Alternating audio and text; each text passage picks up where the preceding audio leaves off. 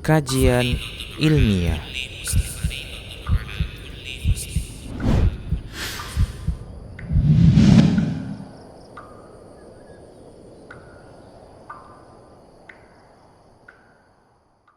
Assalamualaikum warahmatullahi wabarakatuh. Innal hamdalillah nahmaduhu wa nasta'inuhu wa nastaghfiruh wa na'udzu billahi min shururi anfusina wa min sayyiati a'malina. Man yahdihillahu fala mudilla lahu wa man yudlil fala hadiya lahu. Asyhadu an la ilaha illallah wahdahu la syarika lahu wa ashhadu anna Muhammadan abduhu wa rasuluh. Qala Allah Ta'ala fi kitabihil karim, ya ayyuhalladzina amanu taqullaha haqqa tuqatih wa la tamutunna illa wa antum muslimun. Ya ayyuhan nasu taqu rabbakumul ladzi khalaqakum min nafsin wahidah wa khalaqa minha zawjaha wa batha minhuma rijalan katsiran wa nisaa wattaqullaha alladzi tasaaluna bihi wal arham innallaha kana 'alaikum raqiba. Ya ayyuhalladzina amanu taqullaha wa qulu qawlan sadida yuslih lakum a'malakum wa yaghfir lakum dhunubakum wa man yuti'illaha wa rasulahu faqad faza fawzan 'azima. Amma ba'du, fa inna asdaqal hadithi kitabullah wa khairal hadyi hadyu Muhammadin sallallahu alaihi wasallam wa syarral umuri muhdatsatuha fa inna kulla muhdatsatin bid'ah wa kulla bid'atin dhalalah wa kulla dhalalatin finnar. Ikhwani wa akhawati kaum muslimin, kaum muslimat yang dimuliakan oleh Allah tabaraka taala.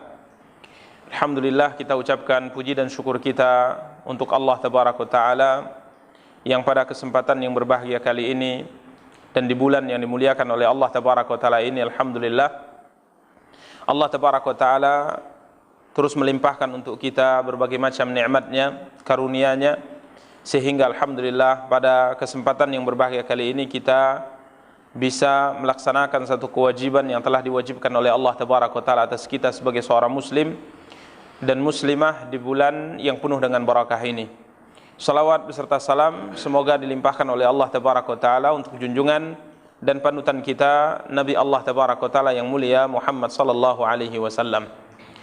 Ikhwani wa akhawati kaum muslimin, kaum muslimat yang dimuliakan oleh Allah tabaraka taala, pada kesempatan yang berbahagia kali ini kita akan mencoba untuk menjelaskan tentang satu pembahasan dalam agama kita yang para ulama rahimahumullahu taala telah menjelaskan bahwa pembahasan tentangnya merupakan pembahasan yang sangat penting untuk diketahui oleh setiap muslim dan muslimah, yaitu tentang as-sirah an-nabawiyah, tentang sejarah perjalanan hidup Nabi kita yang mulia sallallahu alaihi wasallam.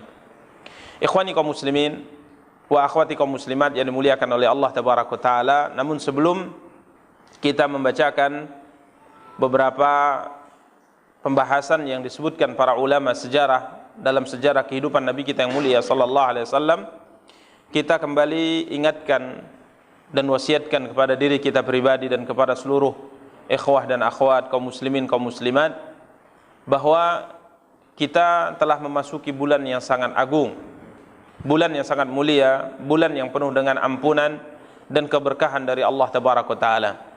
Sehingga Nabi kita yang mulia sallallahu alaihi wa alihi wasahbihi wasallam dalam masa hidup beliau yang mulia alaihi salatu wassalam, tatkala datang bulan Ramadan, maka beliau sallallahu alaihi wasallam selalu mengucapkan kata selamat kepada para sahabat, di mana beliau sallallahu alaihi wa alihi wasallam telah menjelaskan keistimewaan bulan Ramadan ini yang hendaknya kita sebagai umatnya memperhatikannya, di mana Nabi sallallahu alaihi wa alihi wasallam tatkala datang bulan Ramadan, maka beliau SAW menyampaikan hal itu kepada para sahabat sembari memberikan kepada para sahabat motivasi untuk beramal.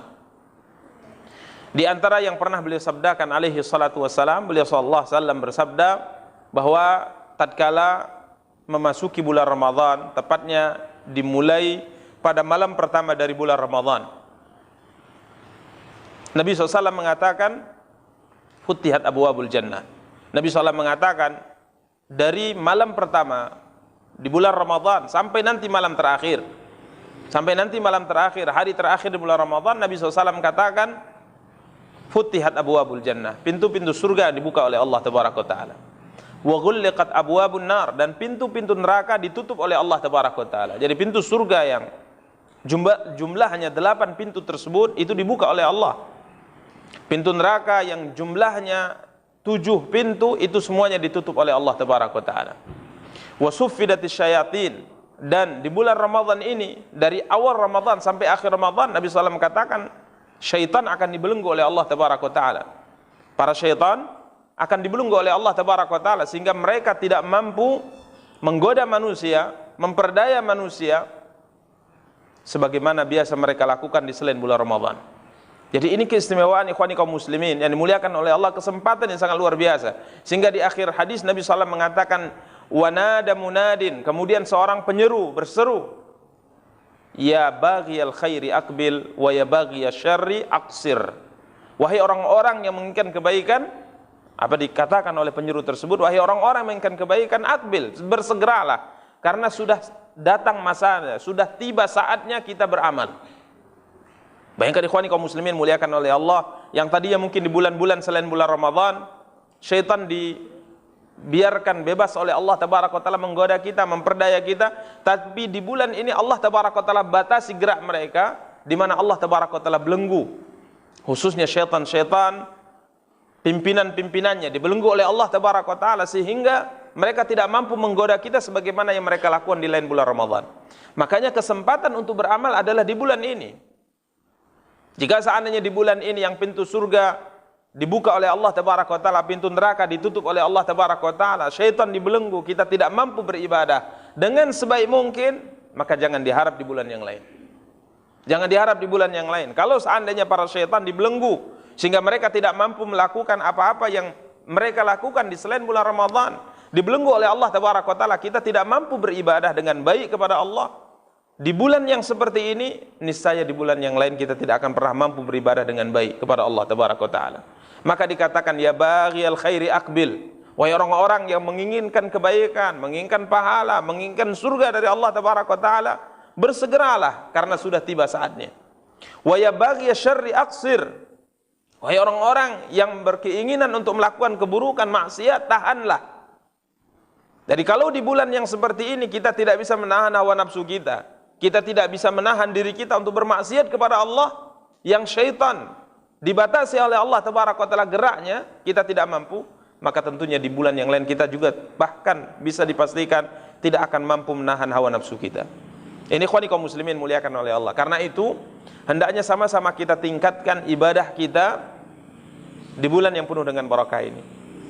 Ya, di bulan yang penuh dengan barakah ini. Al-Quran yang kita baca, salat malam, tarawih yang hendaknya kita selalu menjaganya, sedekah yang hendaknya kita keluarkan, dan ibadah-ibadah yang lain yang hendaknya kita tingkatkan di bulan yang penuh dengan barakah ini. Ikhwani kaum muslimin wa akhwati kaum muslimat yang dimuliakan oleh Allah Tabaraka wa Ta'ala.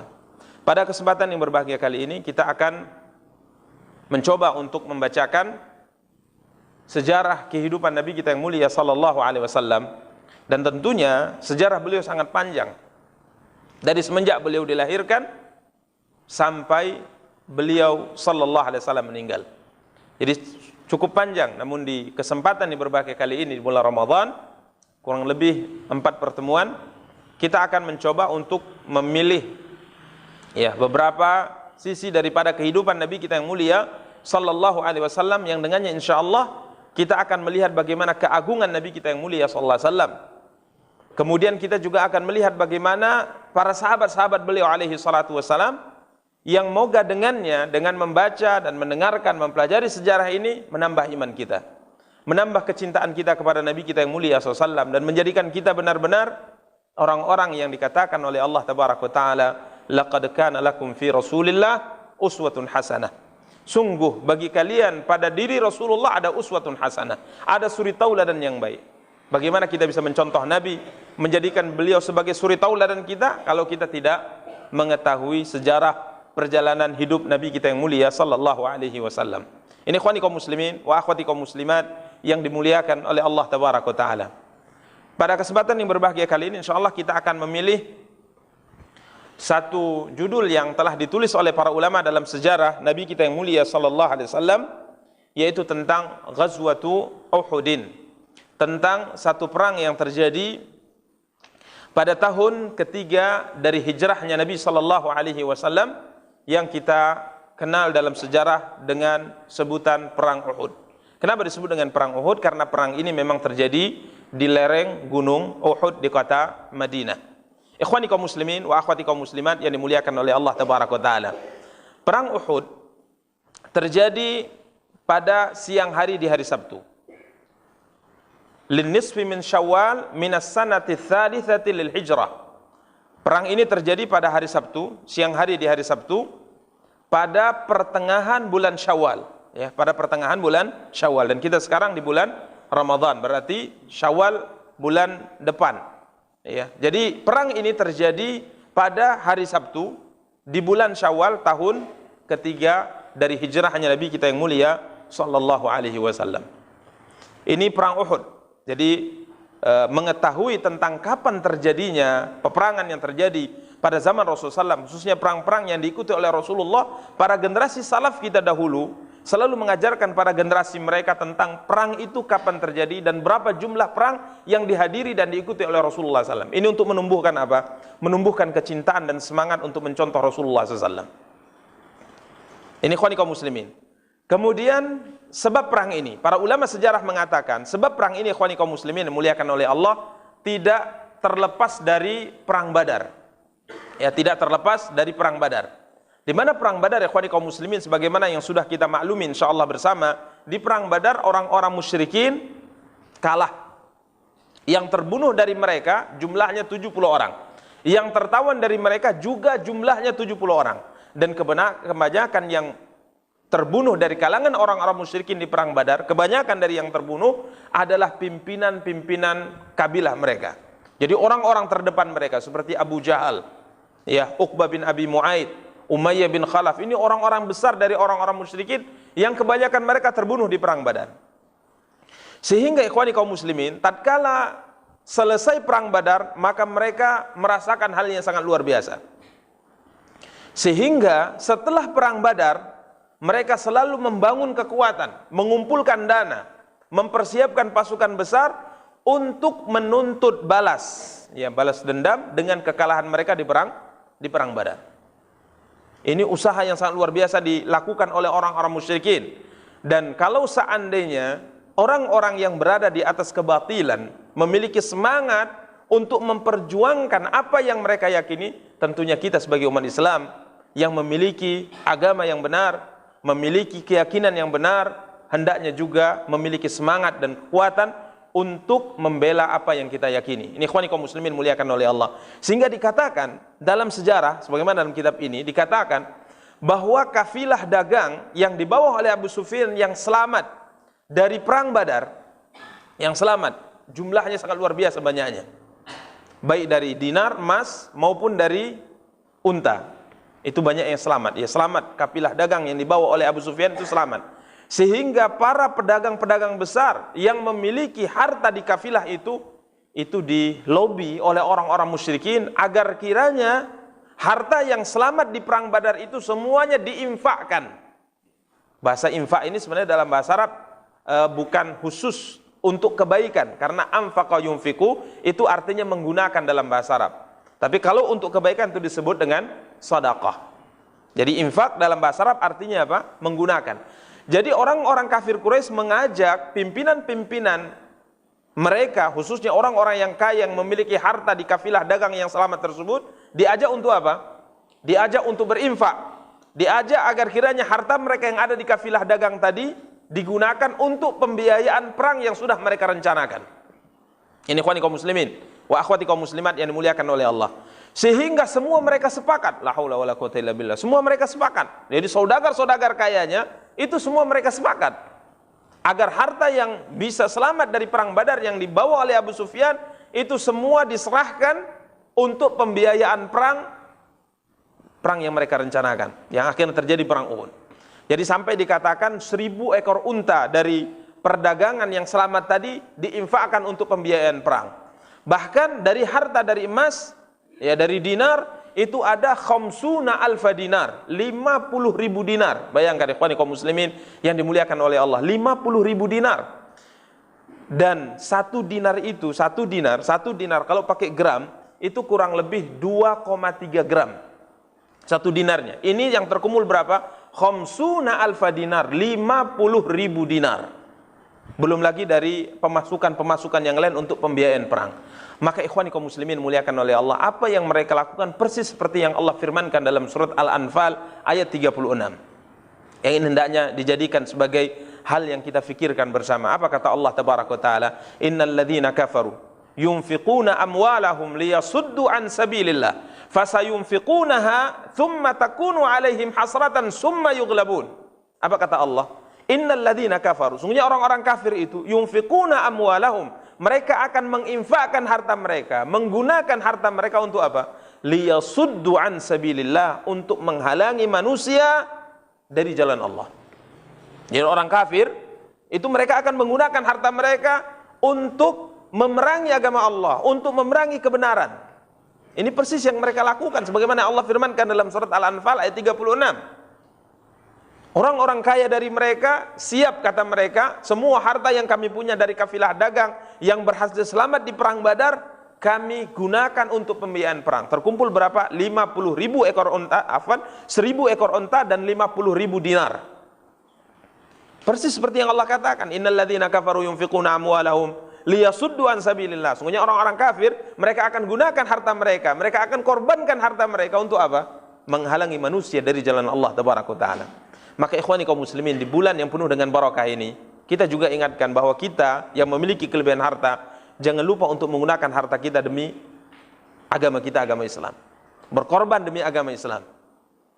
Kalau orang kafir saja, mereka siap untuk berkorban, menghabiskan harta mereka demi untuk memerangi syariat Allah tabaraka wa ta'ala, agama yang diturunkan Allah kepada Muhammad SAW. Kenapa kita yang dijadikan surga tidak siap sebagaimana mereka siap, padahal mereka diancam neraka oleh Allah tabaraka wa ta'ala. Ini ikhwani kaum muslimin wa akhwati kaum muslimat yang dimuliakan oleh Allah tabaraka wa ta'ala, khususnya di bulan yang penuh dengan barakah ini, karena bulan ini juga disebut dengan syahrus sadaqah, bulannya sedekah. Ini bulan disebut dengan bulan sedekah. Kenapa katakan bulan sedekah? Karena Nabi kita, panutan kita Muhammad SAW di bulan ini meningkatkan sedekahnya. Abdullah bin Abbas mengatakan Nabi kita yang mulia SAW adalah orang yang paling dermawan. Beliau adalah orang yang paling dermawan. Dan kedermawan beliau itu bertambah, meningkat tatkala beliau tadarus Al-Quran dengan Jibril di bulan Ramadan. Jadi kalau datang bulan Ramadan, beliau meningkatkan sedekah beliau, meningkatkan berbaik hati, berbagi kepada orang-orang yang butuh bantuan di bulan Ramadan. Sampai Abdullah bin Abbas mengatakan kedermawanan Rasulullah SAW itu bagikan apa? Ar-rihil mursalah, bagikan angin yang berhembus, tidak ada yang bisa menghalangi. Ini ikhwani kaum muslimin yang dimuliakan oleh Allah tabaraka wa ta'ala.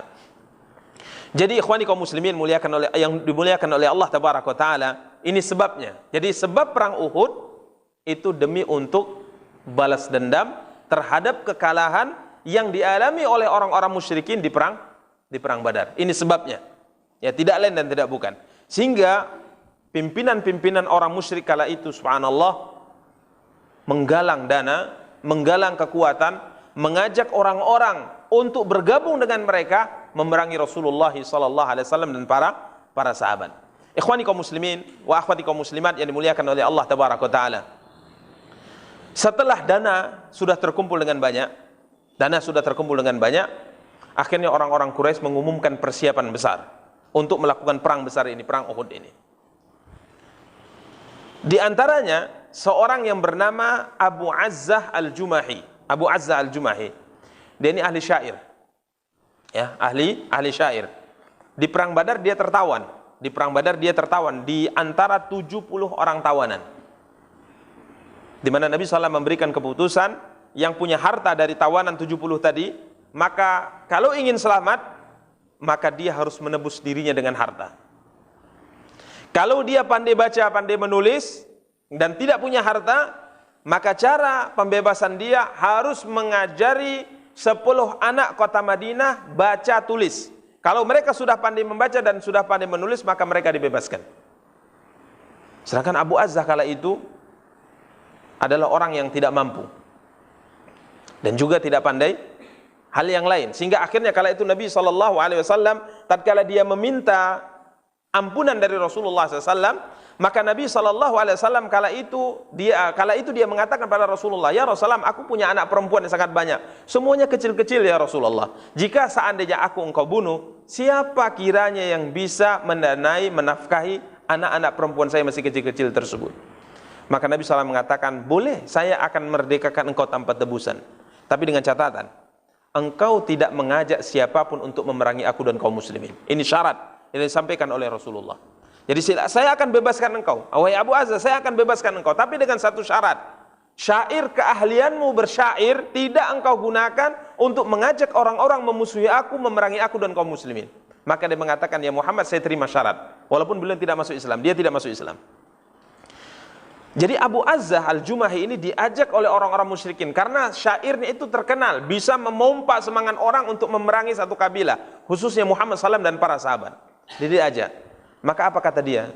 Apa kata Abu Azzah tatkala diajak untuk memanasi, menyampaikan syair yang bisa membangkitkan semangat memerangi Nabi dan kaum muslimin? Maka dia mengatakan, "Aku punya syarat dengan Muhammad. Sebelum Muhammad memerdekakan aku, membebaskan aku bersyarat bahwasanya aku tidak akan pernah mengajak orang untuk memerangi beliau lagi." Maka maka orang-orang kafir Quraisy kala itu mengatakan, "Ya Abu Azzah, apa yang kau takutkan? Apa yang kau takutkan? Ukhruj ma'ana walakallahu alayya in raja'ta an ughniyaka." Keluarlah engkau berperang bersama kami. Jangan engkau takut. Jangan engkau takut. Ini kata Safwan bin Umayyah. Dan subhanallah Safwan bin Umayyah akhirnya masuk Islam. Jadi yang menyemangati dia untuk membatalkan syarat yang dia sampaikan dengan Rasulullah SAW adalah Safwan bin Umayyah. Apa kata Safwan bin Umayyah? "Apa yang kau takutkan wahai Abu Azzah Al-Jumahi? Apa yang kau takutkan? Ayo keluar, semangati orang untuk memerangi Muhammad dan para sahabatnya. Jika seandainya nanti engkau selamat dari perang ini, aku akan berikan banyak hartaku sehingga engkau menjadi orang kaya. Ini janjiku kepada Tuhan." Itu kata Safwan. "Dan kalau seandainya engkau terbunuh di perang ini, maka semua anak perempuanmu yang engkau takutkan akan miskin kalau seandainya engkau meninggal, itu akan aku anggap sebagai anakku. Aku akan membiayai mereka semua, baik dalam keadaan sulit yang aku alami maupun dalam keadaan senang." Sehingga dia, masya Allah, terajak kembali. Apa yang ditakutkan? Kalau seandainya saya menang, saya kembali dengan harta yang banyak, saya mungkin menjadi orang kaya. Kalau seandainya saya terbunuh, anak-anak saya ada yang menanggung. Akhirnya dia batalkan syarat dia dan janji dia kepada Rasulullah SAW.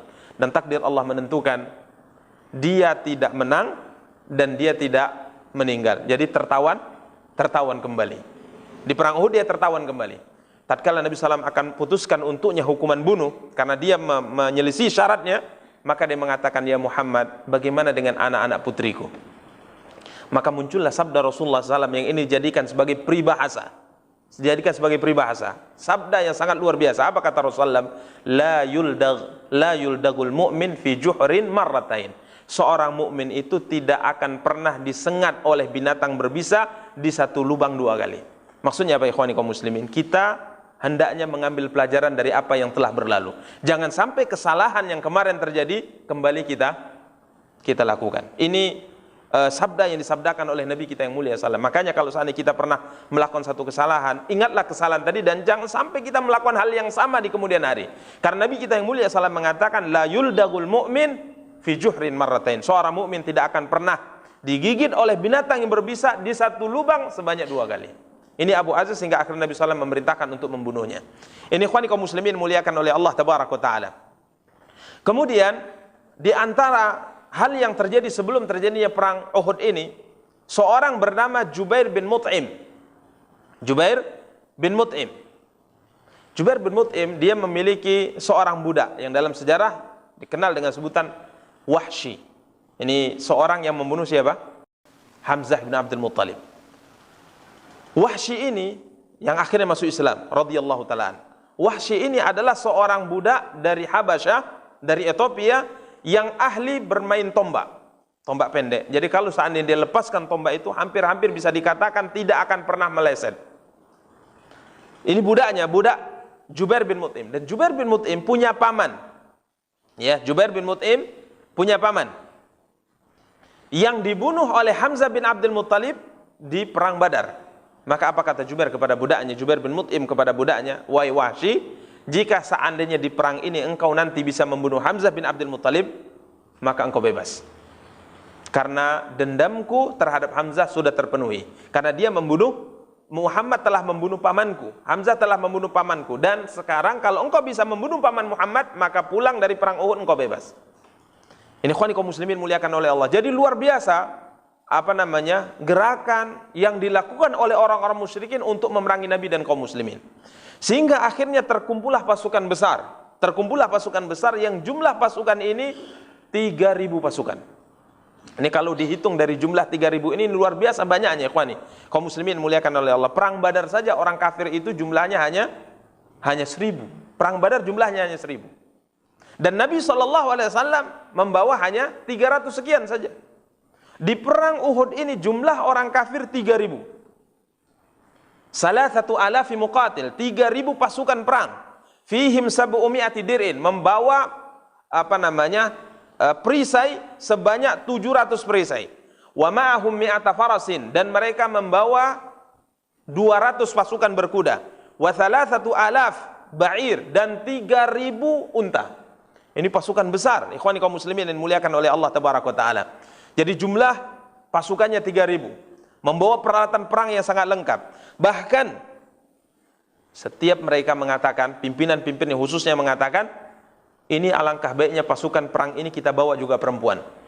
Bukan untuk apa-apa, istri kita bawa sebagai orang yang menyemangati kita berperang. Karena orang Arab itu, ikhwani kaum muslimin muliakan oleh Allah, itu mereka adalah orang yang paling malu kalau dikatakan oleh perempuan sebagai pengecut. Itu mereka paling malu. Jadi kalau ada perempuan melihat mereka berperang kemudian mereka lari, itu lebih bagus mereka mati daripada harus lari.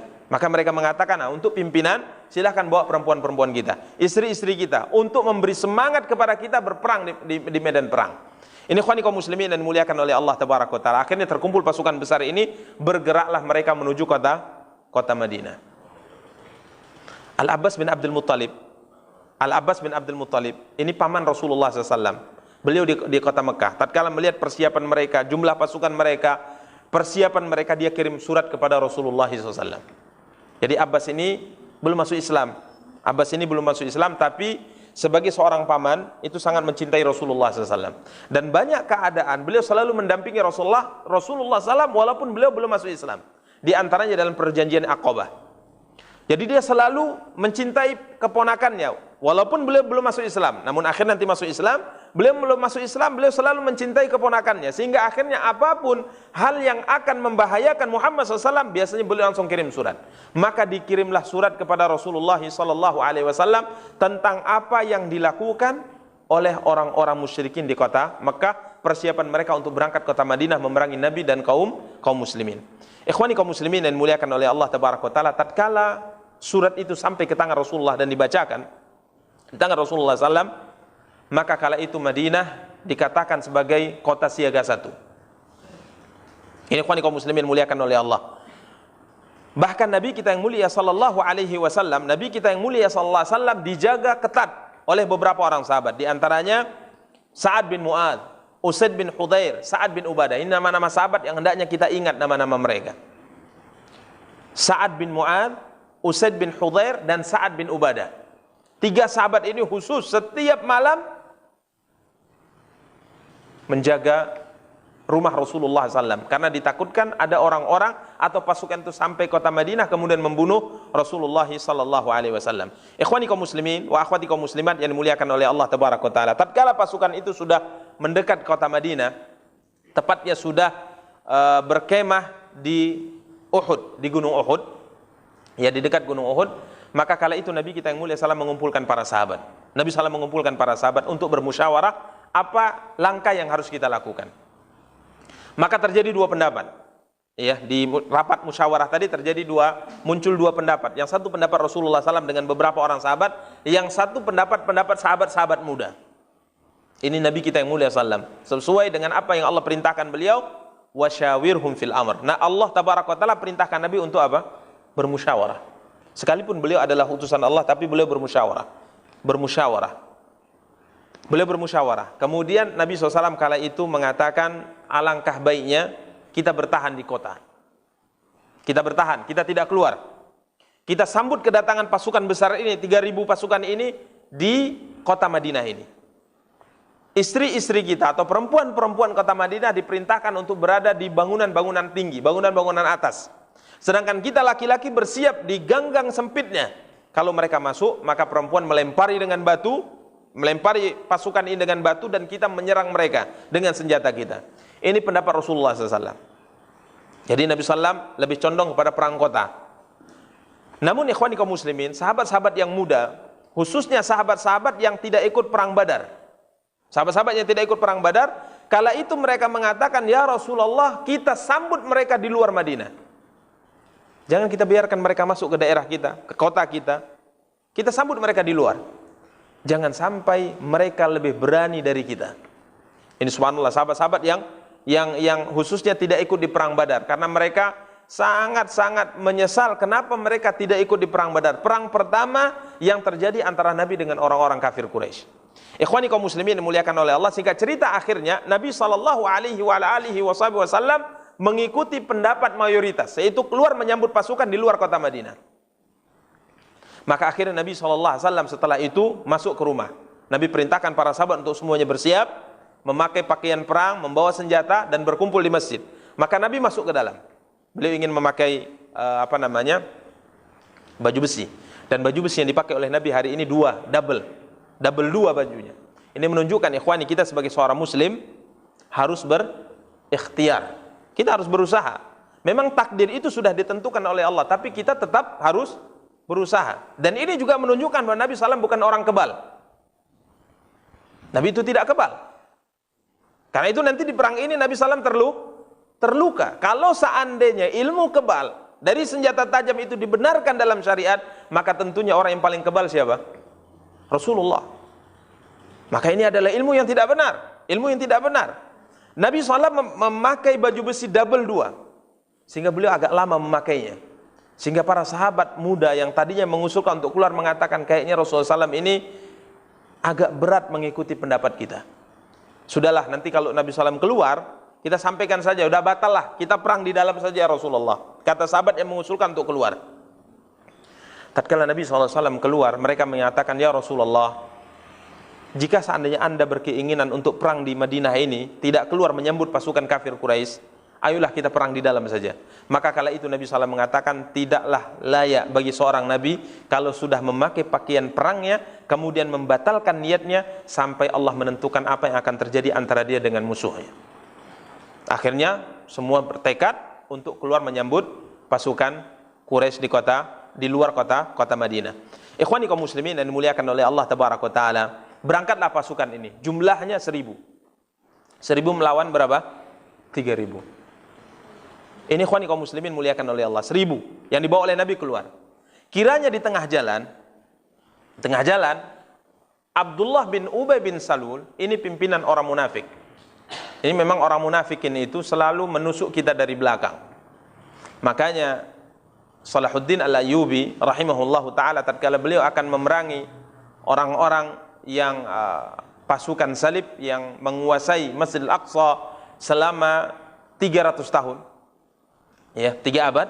Mereka menguasai Masjidil Aqsa selama 3 abad. Sebelum beliau menyerang itu pasukan musuh di depan, beliau selesaikan dulu musuh yang ada di dalam selimut, yaitu orang-orang Syiah Rafidhah. Kenapa? Beliau mengatakan, jangan sampai saya memerangi musuh yang jelas, tapi musuh yang dalam selimut menikam saya dari belakang. Jadi orang munafik ini seperti ini memang bentuknya. Orang-orang yang mengaku muslim tapi hakikatnya kafir. Ya, orang-orang mengaku muslim tapi hakikatnya kafir. Keyakinan mereka, pola pikir mereka sama seperti orang kafir. Ini melemahkan kita dari dalam. Maka akhirnya tatkala pasukan ini keluar, kiranya Abdullah bin Ubay bin Salul, subhanallah, Abdullah bin Ubay bin Salul mengatakan kepada kaum muslimin, Muhammad sallallahu alaihi wasallam katanya tidak mengikuti pendapat saya, karena Abdullah bin Ubay bin Salul ini termasuk di antara orang Madinah yang sepakat dengan pendapat Rasulullah di awal, perangnya di dalam, tidak di luar.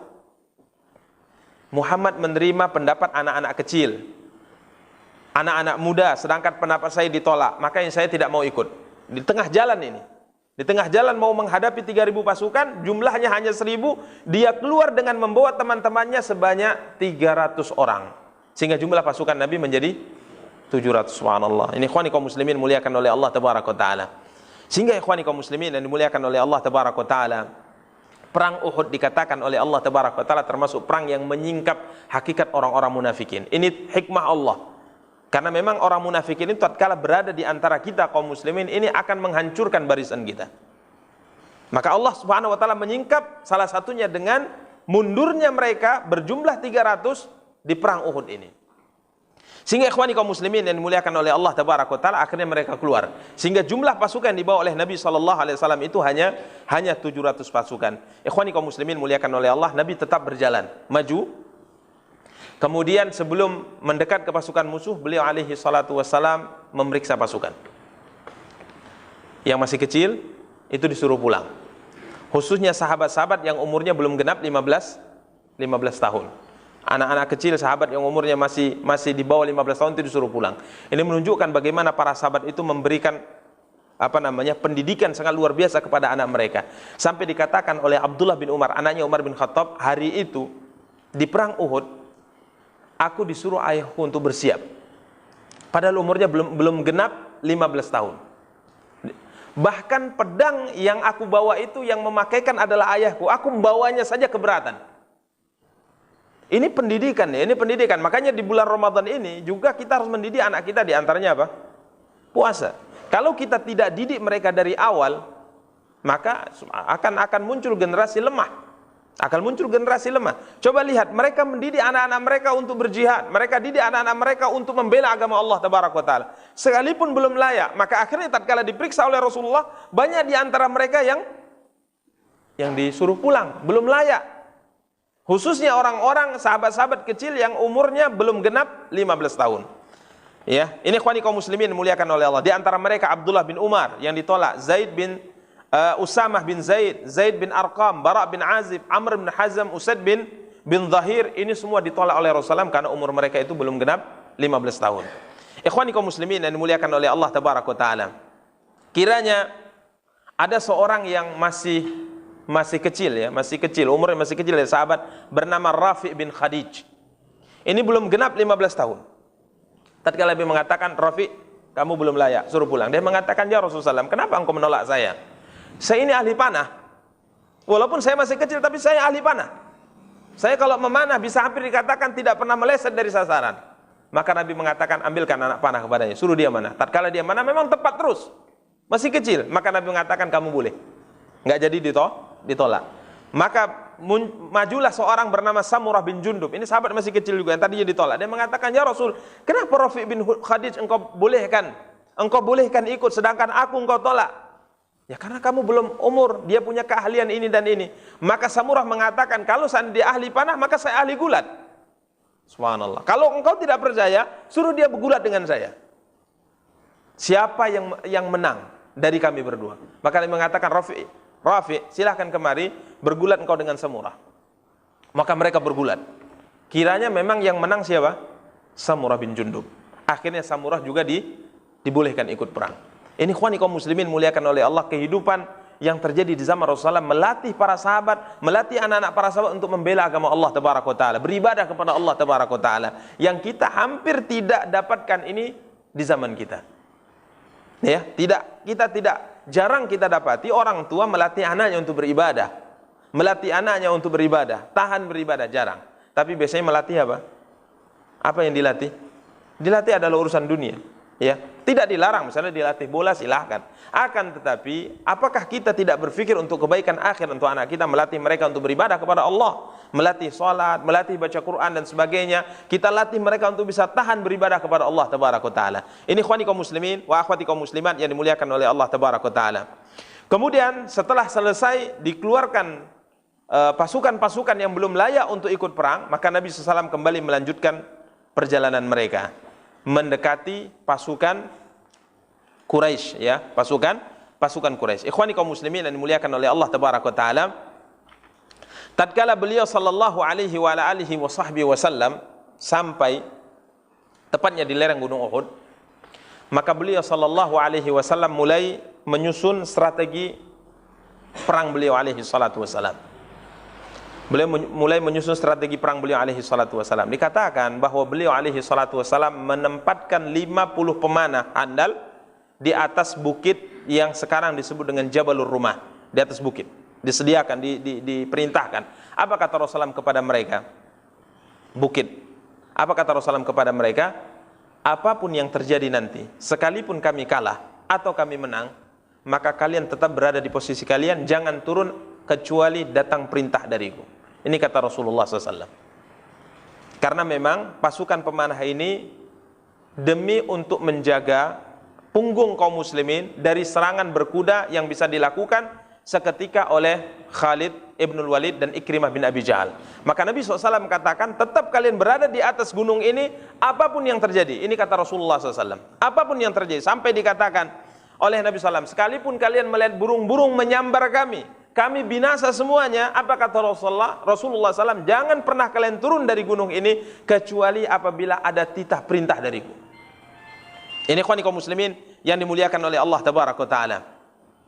Sehingga kekalahan yang terjadi di perang ini memang gara-gara, ya tentunya dengan izin Allah Tabaraka wa Ta'ala, kemudian sebabnya karena kesalahan mereka tatkala turun dan tidak mengikuti aturan dan arahan yang disampaikan oleh Rasulullah SAW. Dan ini mengisyaratkan kepada kita semua ikhwani kaum muslimin yang dimuliakan oleh Allah Tabaraka wa Ta'ala, bahwa kita lemah itu karena kita menyelisih perintah siapa? Rasulullah. Kita lemah. Kemuliaan kita itu terletak pada tunduknya kita kepada aturan Rasulullah. Makanya Umar bin Khattab radhiyallahu taala anhu selalu mengingatkan semua pasukan yang beliau kirim baik ke Irak maupun ke Syam untuk berperang dengan tentara-tentara besar kala itu. Apa kata Umar bin Khattab radhiyallahu taala? Nahnu qaumun a'azzanallahu bil Islam. Tatkala Umar datang kemudian melihat Khalid bin Walid, Abu Ubaidah bin Jarrah itu memakai kuda-kuda mereka, kuda-kuda yang bagus dengan perhiasan-perhiasan, walaupun tidak dilarang. Kala itu Umar bin Khattab mengambil pasir kemudian melempari mereka, menabur pasir di wajah-wajah kuda mereka. Kemudian Umar mengatakan, begitu cepat kalian berubah, begitu cepat kalian berubah. Baru saja, baru beberapa hari, baru beberapa bulan saya kirim kalian ke negeri ini untuk berperang. Kenapa begitu cepat kalian berubah? Padahal Umar waktu itu datang ke Syam hanya naik onta atau naik keledai. Ikhwani kaum muslimin. Tapi kalau itu mereka sebutkan alasannya, maka Umar mengatakan sesungguhnya kemuliaan kita itu dengan agama kita. Nahnu qaumun a'azzanallahu bil Islam. Kita adalah satu kaum yang Allah muliakan dengan Islam. Jadi tatkala kita berpegang teguh dengan agama kita, maka pasti kita akan mulia. Jadi kita mulia bukan dengan kita disegani oleh musuh kita, kita ditakuti oleh orang-orang kafir bukan karena kita banyak harta. Bukan kita memiliki jumlah pasukan banyak, bukan kita memiliki senjata lengkap, tidak. Tapi tatkala kita berpegang teguh dengan agama kita, maka kita akan dimuliakan oleh Allah Tabaraka wa Ta'ala. Ini ikhwani kaum muslimin yang harusnya kita camkan. Dan hendaknya pembelajaran mendekat kepada agama Allah, melaksanakan agama Allah, mulai kita latih khususnya di bulan latihan ini, bulan Ramadan. Jika seandainya ikhwani kaum muslimin, setiap muslim, setiap muslimah menjaga salat 5 waktu, menunaikan kewajiban zakat, menjaga puasa Ramadan, melaksanakan haji, melaksanakan aturan-aturan Allah, maka Allah akan berikan pada kita kemuliaan sebagaimana Allah berikan kemuliaan kepada generasi pendahulu kita. Jadi bagaimana kita akan mulia? Salat zuhurnya di daerah kita, di masjid-masjid kita hampir bisa dikatakan tidak ada yang salat. Salat asar paling pun agak banyak salat apa? Salat maghrib, salat isya. Kalau salat subuh, la haula wala quwwata illa billah. Ini bagaimana kita akan mulia? Bagaimana kita akan dimuliakan oleh Allah Tabaraka wa Ta'ala? Jadi kalau seandainya orang bertanya, kenapa kaum muslimin mundur? Kenapa kaum muslimin dihinakan? Kenapa kaum muslimin di semua daerah selalu tertindas? Karena kaum muslimin itu tidak berpegang dengan agamanya. Makanya Umar bin Khattab radhiyallahu ta'ala mengatakan, kalau seandainya kalian dibandingkan mereka dari jumlah, kita timbang kaum muslimin dengan jumlah, maka kita kalah dengan mereka. Karena setiap perang kaum muslimin itu jumlahnya 30.000, 40.000, sedangkan jumlah pasukan musuh 250.000. Jadi kalau dari jumlah kita kalah. Kalau dari peralatan perang kita juga kalah. Mereka memiliki peralatan yang lengkap, sedangkan kita hanya perisai-perisai dari kulit, kemudian senjata-senjata ala kadarnya. Tapi kita menang dari mereka karena kita bersama dengan Allah. Makanya Umar bin Khattab selalu mengatakan, wahai komandan perang, periksa salat 5 waktu semua pasukanmu. Dicek salat 5 waktunya. Al-Quran yang mereka baca, salat malam apakah mereka lakukan atau tidak, itu dicek. Kalau seandainya ini kalian tidak perhatikan, maka kalian dengan musuh sama. Dari jumlah kalah, peralatan perang kalah, Allah juga tidak membela kalian. Akhirnya pasti kalah. Maka ini ikhwani kaum muslimin harus kita perhatikan. Maka bulan Ramadan, bulan yang penuh dengan barokah ini adalah bulan latihan. Coba kita berlatih untuk mendekat kepada Allah. Berlatih mendekat kepada Allah. Jaga kewajiban, tinggalkan perkara yang diharamkan, kemudian sempurnakan dengan melakukan yang sunnah, dan sempurnakan dengan meninggalkan yang makruh. Ini ikhwani kaum muslimin yang dimuliakan oleh Allah tabaraka wa taala. Jadi kekalahan yang terjadi di perang Uhud itu diantaranya karena mereka menyelisih arahan siapa? Rasulullah sallallahu alaihi wasallam. Ini ikhwani kaum muslimin wa akhwati kaum muslimat yang dimuliakan oleh Allah tabaraka wa taala. Kemudian sampai jam berapa ini? Mana? Istirahat. Baik.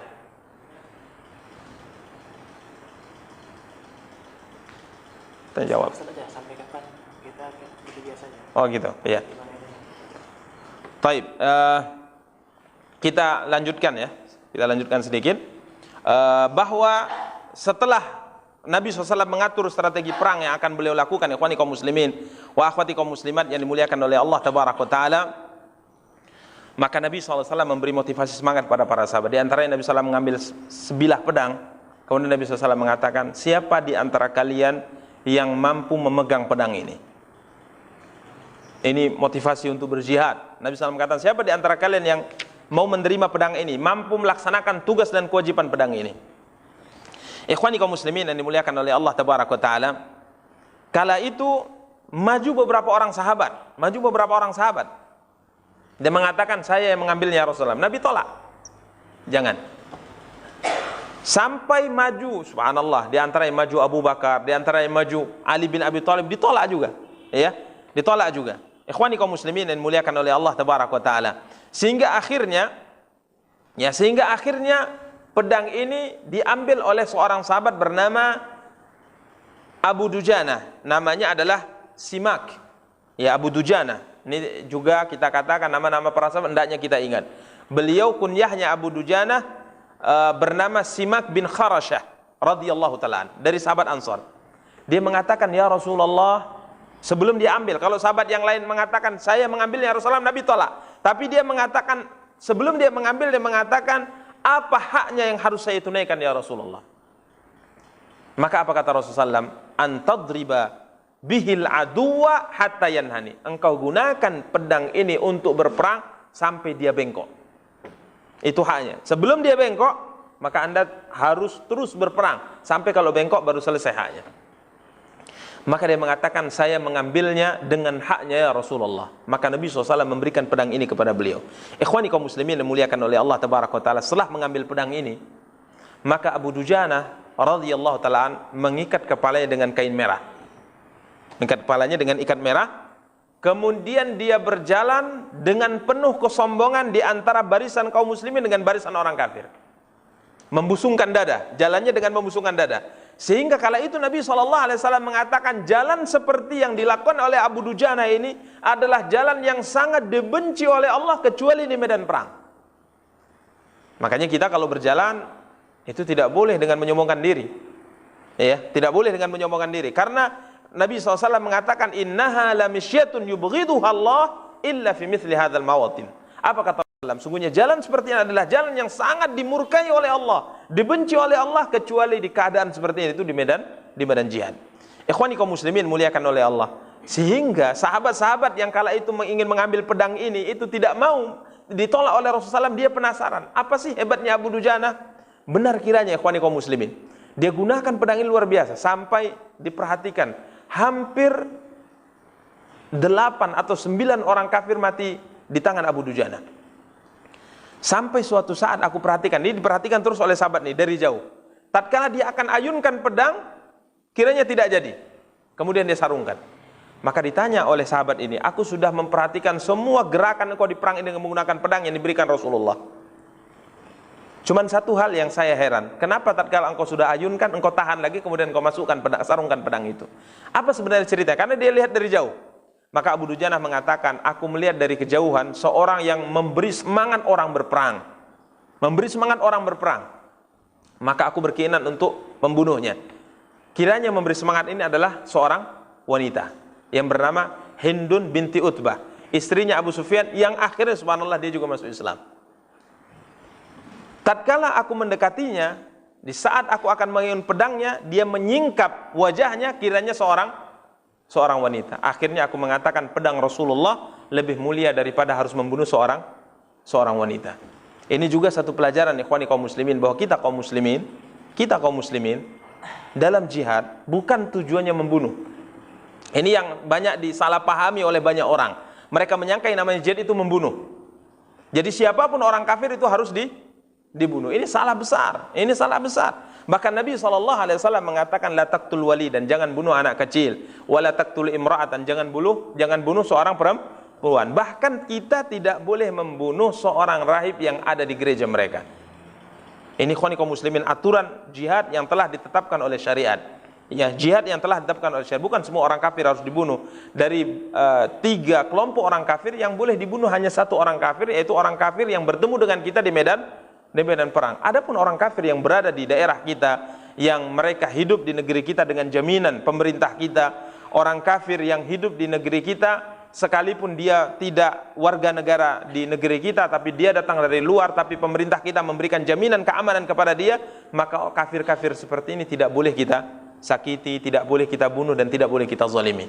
Nabi kita yang mulia SAW mengatakan, man qatala mu'ahadan lam yarah ra'yatal jannah. Siapa yang membunuh orang kafir yang terikat perjanjian damai dengan kaum muslimin, maka dia tidak akan pernah mencium bau surga. Ini kata Rasulullah SAW. Maka kita ingat kepada kaum muslimin yang banyak melakukan perbuatan yang kita katakan salah, kesesatan. Mereka membunuh siapapun yang bisa mereka bunuh. Bahkan seorang muslim yang mereka anggap murtad, menurut anggapan mereka murtad, mereka juga membunuhnya. Ini kesalahan fatal yang dilakukan oleh sebagian kelompok dari kalangan kaum muslimin. Demikian ikhwani kaum muslimin wa akhwati kaum muslimat yang dimuliakan oleh Allah tabaraka taala. Jadi jalan dengan penuh kesombongan itu dilarang, kecuali di medan perang. Ini mesti kita sombong di hadapan orang-orang kafir di medan perang. Kita tidak boleh merendahkan diri di hadapan orang kafir. Terakhir ikhwani kaum muslimin wa akhwati kaum muslimat yang dimuliakan oleh Allah tabaraka taala, sebelum terjadi perang, ada seorang kafir yang maju ke depan. Kemudian apa kata mereka pada orang-orang Ansor? Ini kita ingatkan sebagai faedah besar, bahwa ikatan yang terjadi di antara kita bukan karena kesukuan, bukan karena kita satu negara, tapi ikatan yang terjadi di antara kita adalah kita sama-sama muslim. Dikatakan sebelum terjadi perang, orang kafir Quraisy maju ke depan. Kemudian dia mengatakan, wahai orang-orang Madinah, orang-orang Ansor, suku Aus dan Khazraj, kami tidak ada urusan dengan kalian. Tidak ada urusan dengan kalian. Kami hanya berurusan dengan orang-orang muhajirin, anak-anak paman kami, orang asli penduduk Mekah yang lari ke daerah kalian. Maka silahkan kalian pergi dari medan perang ini, biarkan kami berperang dengan anak-anak paman kami. Jadi subhanallah, ini orang kafir Quraisy mengatakan, kami tidak ingin membunuh kalian wahai orang Aus, wahai orang Khazraj, wahai orang Ansar. Kami hanya ingin berperang dengan orang yang asli suku kami, yang menentang kami, yang memusuhi kami, yaitu orang muhajirin. Tapi apa jawaban orang Ansar? Apa jawaban orang Ansar? Mereka adalah saudara kami. Apa yang akan mereka alami, itu pula yang akan kami rasakan. Maka ikhwani kaum muslimin muliakan oleh Allah, kita sekalipun mungkin beda negara misalnya dengan saudara-saudara kita di belahan dunia yang lain, tapi kalau dia muslim itu tetap apa? Saudara. Maka kita selalu heran ya melihat sebahagian kita hanya ta'assub fanatik dengan negara, sehingga kita melupakan ikatan yang diikat dengannya, ikatan terkuat, bahkan ikatan ini sampai di akhirat akan tetap ada, yaitu ikatan Islam. Tatkala terjadi hubungan yang tidak baik antara negeri kita, Indonesia dengan Malaysia, tidak jarang kita dapati seorang muslim sampai mengatakan saya siap perang dengan negeri tetangga. Padahal kita katakan itu juga negara apa? negara Islam, juga kaum muslimin. Juga kaum muslimin. Jadi ikhwani kaum muslimin muliakan oleh Allah, kita sudah lupa bahwa ikatan yang harus kita pikirkan adalah Islam. Bukankah Allah tabaraka wa taala mengatakan innamal mu'minuna ikhwah? Sungguhnya orang-orang yang beriman antara satu dengan yang lain bersaudara. Sekalipun kita punya KTP berbeda, kita punya paspor yang berbeda, negara kita berbeda, tapi kita diikat dengan ikatan yang sangat kuat, yaitu ikatan Islam. Apalagi sudah satu negara, ya, hidup di negara yang sama-sama muslim. Maka persaudaraan inilah yang harus kita tanamkan, ikhwani kaum muslimin wa akhwati kaum muslimat muliakan oleh Allah. Karena sekarang kita dapati banyak di antara kaum muslimin yang diadu domba. Banyak terjadi perselisihan, banyak terjadi pertengkaran hanya sesama di kalangan kaum muslimin. Hanya karena mungkin masalah-masalah yang sepele. Masalah-masalah yang bisa diselesaikan dengan duduk bersama. Kita kaum muslimin adalah bersaudara. Bahkan kita katakan tadi persaudaraan antara kita dengan antum, dengan semua kita, persaudaraan Islam ini adalah persaudaraan lebih erat. Persaudaraan lebih erat daripada persaudaraan nasab. Lebih erat. Nabi SAW mengatakan kal jasadil wahid. Hubungan antara kita dengan seluruh kaum muslimin itu sama seperti anggota tubuh, kata Rasulullah SAW. Idza ishtaka minhu udwun tada'alahu sairul jasadi bisahri wal humma. Kalau satu anggota tubuh sakit, maka anggota tubuh yang lain akan ikut sakit. Ini ikhwani kaum muslimin yang harus kita perhatikan. Jangan sampai antara kita terjadi permusuhan. Kalau seandainya ada khilaf, ada perselisihan, ada sesuatu yang mungkin tidak ketemu, bisa didudukkan. Karena kita bersaudara. Innamal mu'minuna ikhwah. Coba lihat apa jawaban orang Ansar tatkala mereka dikatakan oleh orang-orang kafir Quraisy, tidak ada urusan antara kami dengan kalian. Kami hanya berurusan dengan orang-orang muhajirin yang datang dari Mekah. Silahkan kalian mundur. Biarkan kami berperang dengan orang-orang muhajirin saja. Orang Ansar mengatakan tidak. Kami bersaudara. Apapun yang dirasakan oleh mereka itu pula yang kami rasakan. Jadi bukan berarti oh iya juga, ya sudah kalian aja kami mundur. Tidak.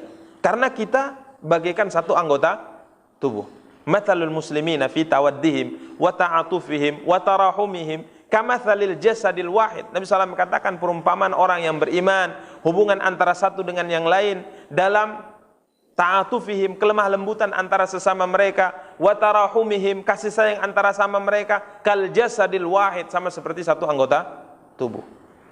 Jadi kalau ada yang sulit, kita juga merasakan kesulitan. Ini yang harus ditimbulkan dan ini yang dialami dan dirasakan oleh para sahabat di zaman Rasulullah SAW. Coba lihat tatkala Abdurrahman bin Auf hijrah hanya membawa pakaian, tidak punya apa-apa, diterima oleh orang Ansar, dipersaudarakan oleh Nabi SAW dengan seorang sahabat. Nih ya, apa kata sahabat ini? Sahabat ini mengatakan, wahai saudaraku, aku punya 2 kebun. Aku punya 2 kebun, silahkan pilih di antara 2 kebun itu yang paling engkau sukai. Aku akan berikan, hadiahkan, hibahkan kebun itu kepadamu. Bahkan mereka datang pada Rasulullah menuntut. Tuntutannya apa? Ansib bainana wa baina ikhwanina, ya Rasulullah, bagi separuh harta kami dengan saudara kami. Jadi kalau seandainya kami punya 2 kebun, tetapkan ya Rasulullah, kebun yang mana untuk saudara kami, kebun yang mana untuk yang punya kami. Tapi Nabi SAW mengatakan tidak, kata Rasulullah SAW, cukup kebutuhan mereka kalian tanggulangi setiap harinya. Itu saja sudah cukup. Ini ikhwani kaum muslimin. Sekarang di zaman kita, la haula wala quwwata illa billah, antara sesama muslim saling bertengkar, antara sesama muslim saling membenci, antara sesama muslim saling bermusuhan. Ini hubungan yang kalau seandainya Nabi SAW hidup di zaman kita, maka beliau akan sedih melihat kita bertengkar sana sini, ya, memusuhi sana sini, membenci sana sini, sehingga akhirnya antara muslim seperti tidak ada titik ketemu. Ini ikhwani kaum muslimin muliakan oleh Allah, pelajaran yang kita ambil ya dari perang Uhud, ya, bagaimana para sahabat itu sekalipun mereka ditawarkan untuk meninggalkan saudara-saudara mereka, tapi itu tidak mereka lakukan karena innamal mu'minuna ikhwah. Sungguhnya orang-orang beriman itu tidak lain tidak bukan hanya bersaudara. Demikian ikhwani kaum muslimin wa akhwati kaum muslimat yang dimuliakan oleh Allah tabaraka taala. Kemudian kesimpulan apa yang kita dapatkan pada kesempatan yang berbahagia kali ini, pertama ikhwani kaum muslimin wa akhwati kaum muslimat yang dimuliakan oleh Allah, yang namanya kebatilan dengan kebenaran itu akan selalu berhadapan sampai hari kiamat. Yang namanya al-haq, yang namanya kebenaran dengan kesesatan itu akan berhadapan sampai hari kiamat. Kesesatan memiliki pendukung, kebatilan memiliki pendukung. Dan setiap kita harus berjuang demi kebenaran yang kita yakini agama kita agama Islam. Semua kita harus berjuang dan melakukan sesuai dengan kemampuan yang kita miliki. Ada di antara kita mungkin berjuang dengan harta karena dia punya harta. Ada berjuang dengan usulan, pikiran yang cemerlang untuk memajukan agama Islam. Jadi ini pasti akan bertemu sampai hari kiamat. Yang namanya kebatilan dan kebenaran pasti akan bertemu sampai hari kiamat. Dalam artian akan selalu berhadapan sampai hari kiamat.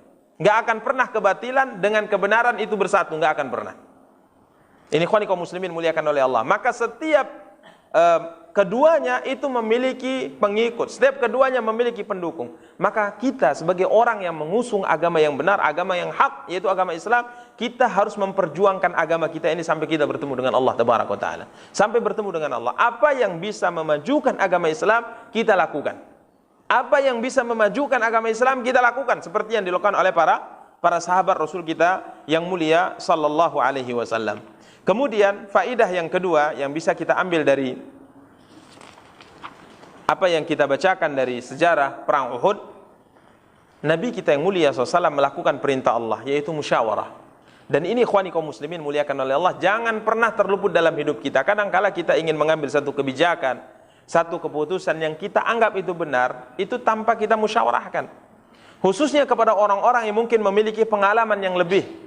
Kadang-kala seorang anak ingin ambil satu keputusan menurutnya baik tanpa bermusyawarah dengan orang tuanya, tanpa bermusyawarah dengan orang-orang yang dikatakan sebagai tokoh yang bisa mengarahkan dia kepada kebaikan. Coba lihat Nabi kita yang mulia sallallahu alaihi wasallam saja, beliau mengajak para sahabat untuk apa? Musyawarah.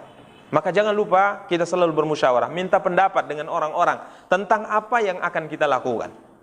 Kalau tidak ikhwani kaum muslimin, nanti kita bisa salah langkah.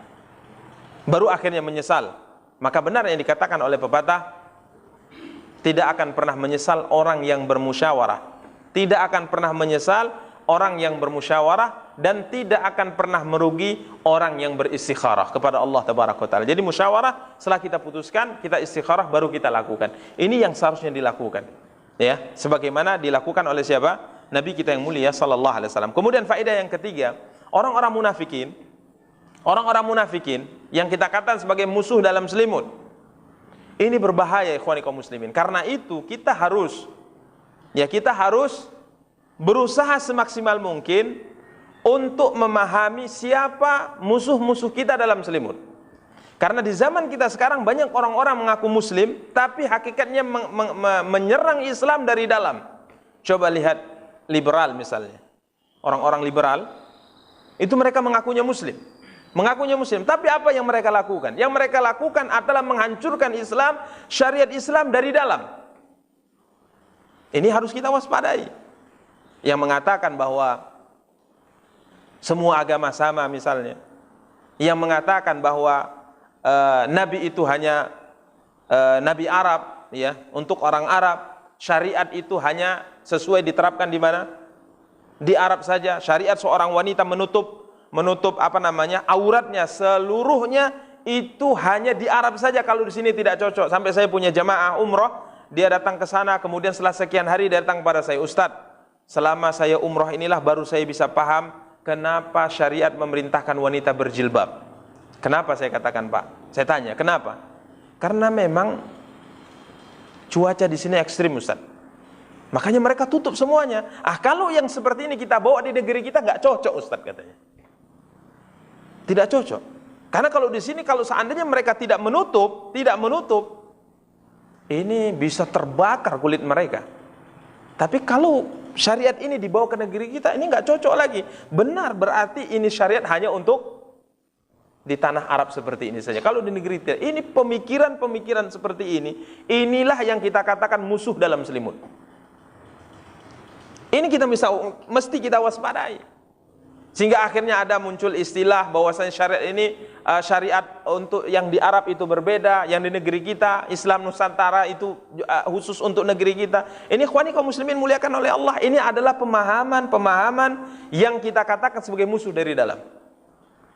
Ini mesti kita waspadai. Bukan berarti mungkin kita perangi mereka, tidak, tapi kita waspadai, kita bentengi diri kita dari pemikiran-pemikiran seperti ini. Kembalilah kepada Al-Quran, kembalilah kepada sunnah Rasulullah SAW. Karena itu orang-orang munafikin yang seperti ini akan merusak dari dalam, menyerang kita, menikam kita dari belakang. Ini ikhwani kaum muslimin muliakan oleh Allah yang terjadi sebagaimana terjadi perang Uhud, bagaimana orang-orang munafikin kala itu menikam Nabi SAW dan kaum muslimin dari belakang. Di saat Nabi dan kaum muslimin membutuhkan bantuan dalam jumlah yang sangat banyak, mereka akhirnya mundur. Bukan malah membantu, tapi malah memporak-porandakan barisan kaum muslimin. Ini ikhwani kaum muslimin yang dimuliakan oleh Allah tabaraka taala. Kemudian faidah selanjutnya, ikhwani kaum muslimin wa akhwati kaum muslimat yang dimuliakan oleh Allah tabaraka wa taala, faedah selanjutnya bahwa semua aturan yang telah digariskan oleh Nabi sallallahu alaihi wasallam itu mesti kita taati. Makanya Allah tabaraka wa taala mengatakan innama kana qaulal mu'minina idza du'u ila Allahi wa rasulihi ay yaqulu sami'na wa ata'na. Tidak ada ucapan diucapkan oleh seorang mukmin, seorang mukminah kalau dipanggil kepada Allah dan Rasulnya, ada seruan Allah dan Rasulnya, tidak ada ucapan mereka kecuali sami'na wa ata'na. Kami dengar, kami taat. Kalau seandainya kita selisih, di sini letak kelemahan kita. Kita pasti akan kalah, kita pasti akan hina, kita pasti akan dihinakan, kita pasti akan ditindas kalau kita selisih aturan Rasulullah SAW. Maka perhatikan ikhwani, apa yang sudah digariskan oleh Nabi jangan pernah diselisihi. Jangan pernah diselisihi. Kalau kita selisih, maka kita akan mendapatkan kehinaan dunia sebelum kehinaan akhirat. Makanya Abu Bakar radhiyallahu taala, tatkala ada usulan agar kiranya bendera perang yang sudah dikibarkan Nabi untuk pasukan Usamah bin Zaid diturunkan lagi. Apa kata Abu Bakar radhiyallahu taala? Demi Allah, jika seandainya Madinah kacau balau, jika seandainya istri-istri Rasulullah kaki-kakinya digigit oleh anjing-anjing Madinah, serigala-serigala Madinah, dalam keadaan suasana luar biasa, situasi luar biasa, aku tidak akan pernah menurunkan bendera perang yang sudah dikibarkan oleh Rasulullah sallallahu alaihi wasallam. Ini subhanallah, tekad seorang sahabat untuk mengikuti aturan yang telah digariskan oleh siapa? Rasulullah. Maka coba lihat apa yang digariskan Nabi sallallahu alaihi wasallam. Yang wajib-wajib saja dulu kita perhatikan. Nabi menggariskan, telah memberi keputusan yang sangat jelas, salat 5 waktu di masjid hukumnya wajib bagi laki-laki. Nabi telah memberi penjelasan bahwa Ramadan merupakan kewajiban yang harus ditunaikan oleh seorang muslim dan muslimah selama tidak ada udzur. Ini garis ini mesti kita ikuti ikhwani kaum muslimin muliakan oleh Allah. Kalau tidak, kita akan ditimpakan oleh Allah kehinaan baik dunia maupun akhirat. Jadi kalau kita ingin mulia, kalau kita ingin menang, kalau kita ingin dihormati oleh musuh-musuh kita, silahkan ikuti aturan yang telah digariskan oleh siapa? Rasulullah sallallahu alaihi wasallam. Tatkala kita selisih ini, pasti kita akan kalah. Tatkala kita selisih ini, pasti kita akan hina baik dunia maupun akhirat. Demikian ikhwani kaum muslimin wa akhwati kaum muslimat yang dimuliakan oleh Allah tabaraka taala, beberapa faedah yang dapat kita sampaikan pada kesempatan yang berbahagia kali ini. Kita berdoa kepada Allah tabaraka taala bahwa kiranya selama bulan Ramadan ini kita diberikan oleh Allah tabaraka taala kemampuan untuk bisa beribadah kepada Allah dengan sebaik mungkin. Sebagaimana kita katakan tadi, kalau di bulan ini kita tidak bisa beribadah dengan baik, tidak bisa menjauhi maksiat sejauh-jauhnya, maka kemungkinan besar di bulan-bulan yang lain kita juga tidak akan mampu melakukan hal yang seperti itu.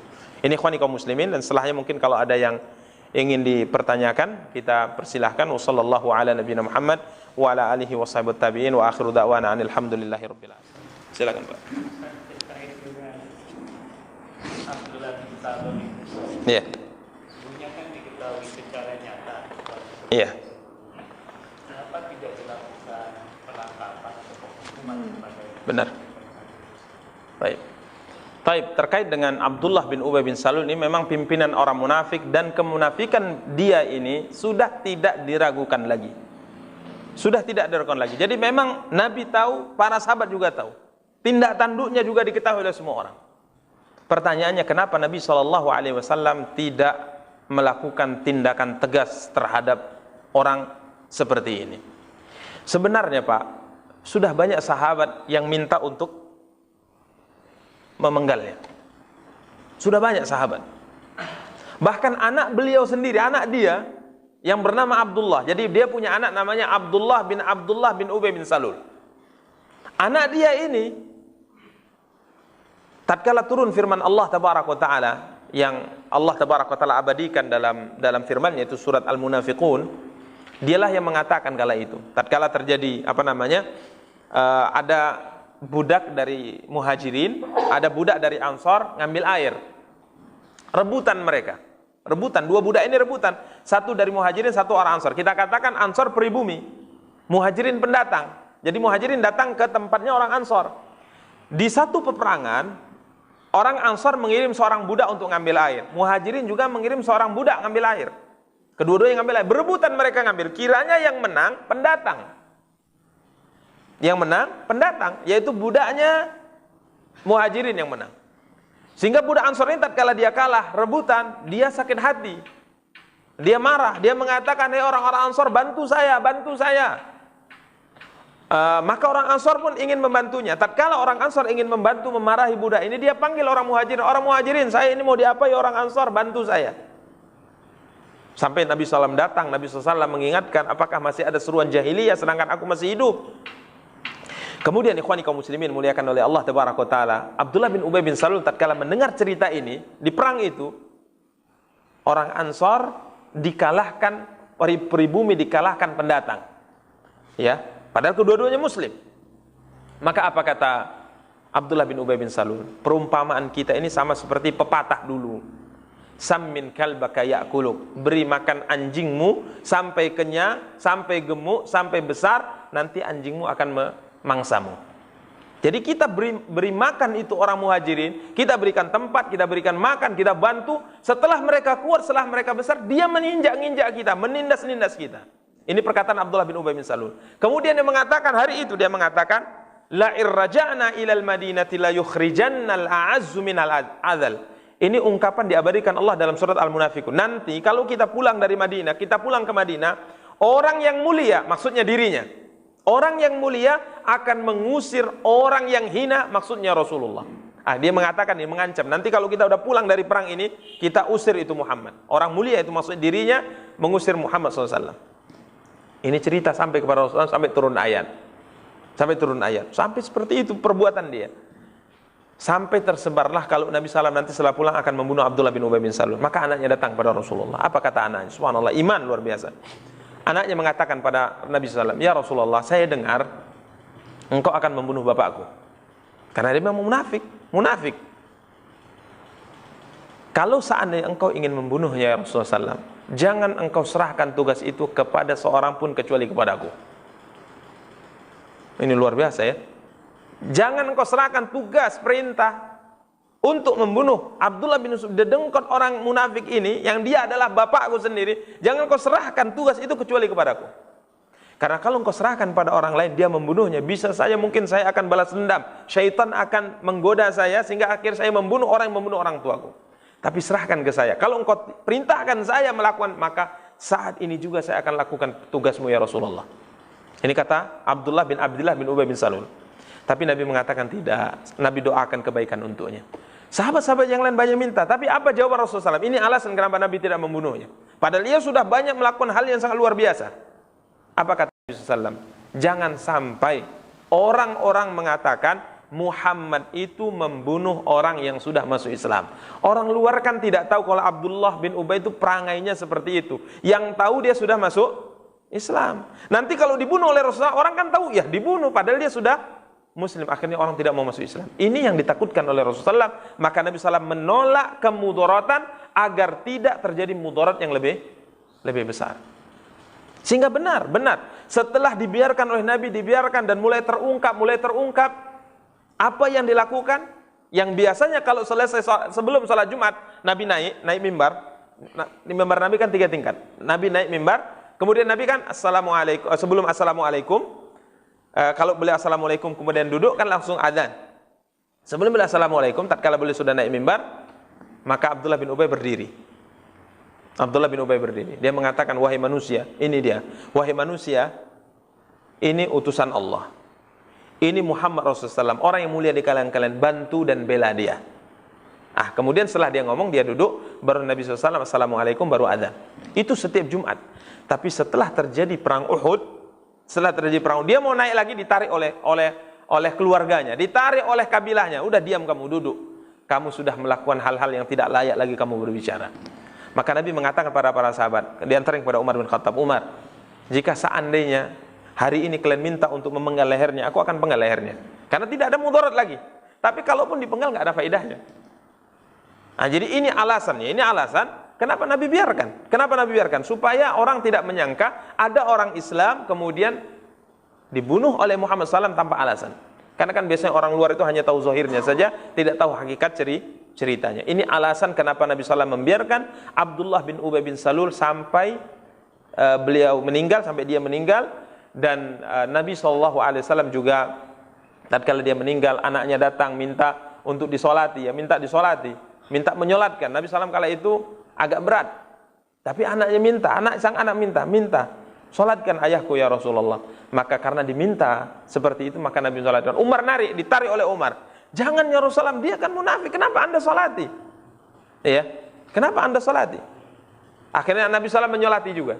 Ya, Nabi menyolati juga. Bahkan kafannya itu dari baju Rasulullah. Karena tatkala Abbas tertawan, yang memberi pakaian kepada Abbas adalah Abdullah bin Ubay bin Salul, munafikin ini. Nabi membalas kebaikan dia, Nabi pakaikan pakaiannya untuk sebagai kain kafannya dan Nabi salati. Walaupun akhirnya turun firman Allah, la tusalli ala ahadin minhum mata abadan wa la taqum ala qabri. Jangan pernah engkau salati lagi orang munafik. Jadi jawabannya Pak, alasannya karena Nabi tidak ingin orang-orang mengatakan ada orang Islam yang sudah masuk Islam, sudah bersyahadat, kemudian dibunuh oleh Muhammad sallallahu alaihi wasallam. Wallahu taala alam. Ya, kita cukupkan sampai di sini pertemuan kita, semoga ada faedahnya dari pelajaran yang bisa kita ambil dari sejarah perang Uhud. Semoga ada faedahnya. Kita akhiri, subhanakallahumma bihamdika asyhadu an la ilaha illa anta astaghfiruka wa atubu ilaika. Wassalamualaikum warahmatullahi wabarakatuh.